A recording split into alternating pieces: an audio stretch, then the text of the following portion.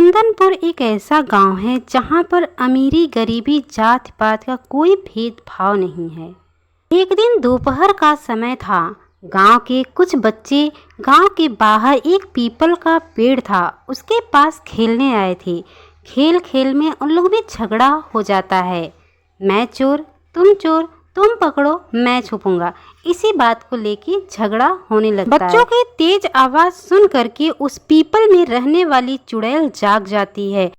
तुम लोग कौन हो? मेरी नींद खराब कर दिए। चुड़ैल की इतनी भयानक आवाज सुन करके बच्चे पूरी तरह से डर जाते हैं। वो लोग अपने आँखों के सामने चुड़ैल को देख के थर थर काँपने लगते हैं और वहाँ से बचाओ बचाओ कहते हुए भागने लगते हैं। गांव में आके बताते हैं, उनकी बात पर कोई भी यकीन नहीं करता। कुछ दिन के बाद गांव की ही एक महिला उसी पीपल के रास्ते से गुजरती है। उसको भी ऐसा लगता है जैसे कोई सो रहा हो, सांस खींच रहा हो।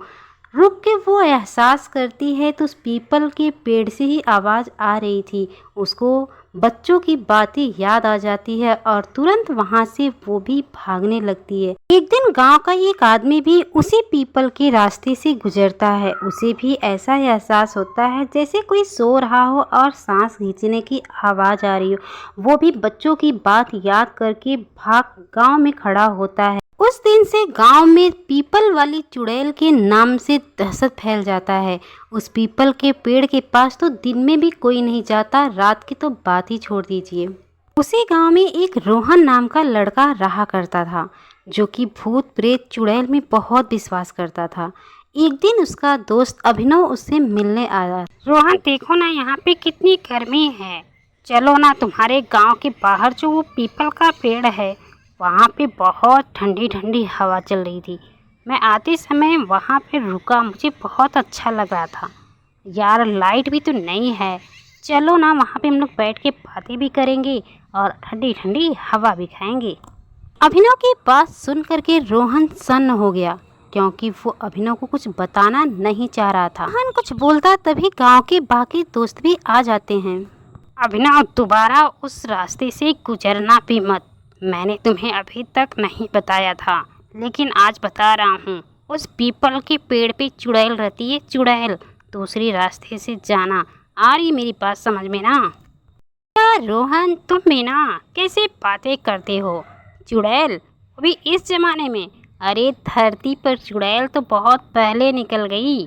पता है, आज के इंसान ही चुड़ैल भूत पिशाच सब हैं। तुम्हें तो डर लग रहा है। अभिनव की बात सुन करके बाकी दोस्त कहते हैं, अच्छा तो अभिनव तुम्हें डर नहीं लगता उस चुड़ैल से? अरे मेरे गांव वाले देखे हैं, बच्चे बूढ़े बड़े सब जानते हैं और कोई नहीं जाता। पता है चुड़ैल बहुत ही खतरनाक है, हमेशा सोती रहती है।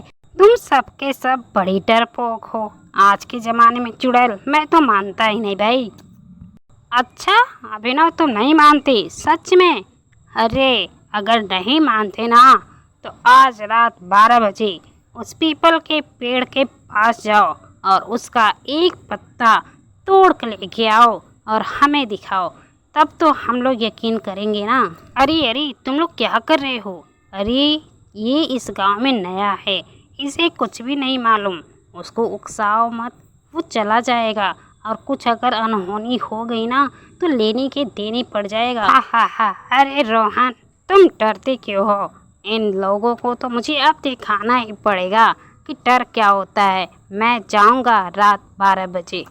फिर जैसे ही शाम होती है, सूरज ढलता है, रात को 12 बजते हैं घड़ी में। अभिनव अपने काम को अंजाम देने निकल जाता है उस पीपल के पेड़ के पास। धीरे धीरे करके पीपल के पेड़ के पास वो पहुंच जाता है। उसे भी उसी चीज़ का एहसास होता है जो बाकी लोगों को हुआ। मानो जैसे कोई कह रहा हो, लौट जाओ, भाग जाओ, चले जाओ यहाँ से। लेकिन अभिनव उन सब चीज़ों को इग्नोर करके आगे बढ़ जाता है। जैसे ही पीपल के पास पहुंचता है, उसे एक सफ़ेद साड़ी पहने हुए चुड़ैल दिखाई देती है। आंखें रेड, बाल बिखरा हुआ और दांत बड़े बड़े। उसको देखते ही अभिनव डर जाता है। धीरे धीरे करके चुड़ैल उसके पास आती है। तेरी इतनी हिम्मत कि तू मेरे पीपल के पेड़ के पास आया। मैं तुझे कह रही हूँ भाग जा, लौट जा, रुक जा, लेकिन तू रुका नहीं। अब तू मरेगा, मरेगा तू मेरे इन हाथों। तूने मेरी बात नहीं मानी। हा हा हा हा हा हा। चुड़ैल की इतनी भयानक हंसने की आवाज़ सुन करके अभिनव थर थर डर से कांपने लगता है। जंगल में बिजली कड़कने लगती है, चारों तरफ तेज हवा चलने लगता है।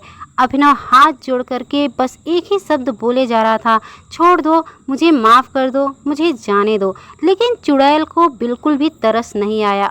जैसे ही चुड़ैल अभिनव को हाथ लगाती है, अभिनव एक छोटा सा लड्डू बन जाता है और उसे चुड़ैल खा लेती है और तेजी से हंसते हुए बोलती है, आज मेरा पेट बहुत ज़्यादा भर गया, अब मैं गहरी नींद में सोऊंगी। इतना बोलते हुए चुड़ैल उस पीपल के पेड़ में जाके समा जाती है।